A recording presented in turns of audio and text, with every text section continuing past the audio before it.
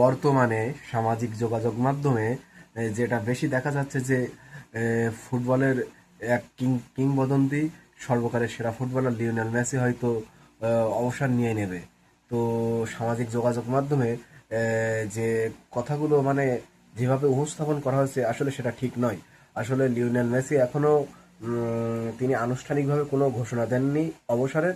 তবে সামাজিক যোগাযোগ মাধ্যমে এই জিনিসটা নিয়ে তোলপাড় হচ্ছে যে তিনি হয়তো অবসর নিয়ে নিয়েছেন, তবে এখনো লিওনেল মেসি অবসর নেননি আনুষ্ঠানিকভাবে।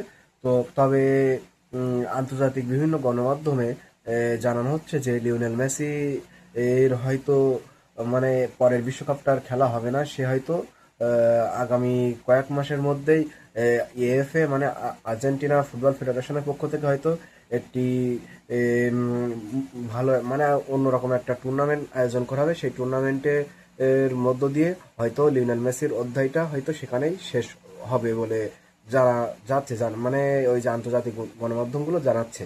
তো যাই হোক, আমি আশা রাখতেছি যে লিওনেল মেসি কোপা আমেরিকাটা খেলে সেই টুর্নামেন্টটা জিতে তারপরে অবসর নিক, এমন আশা আমরা যারা লিওনেল মেসির সমর্থক আছে আমরা করতেই পারি। তো আপনারা সবাই ভালো থাকবেন, সুস্থ থাকবেন। আল্লাহ হাফেজ।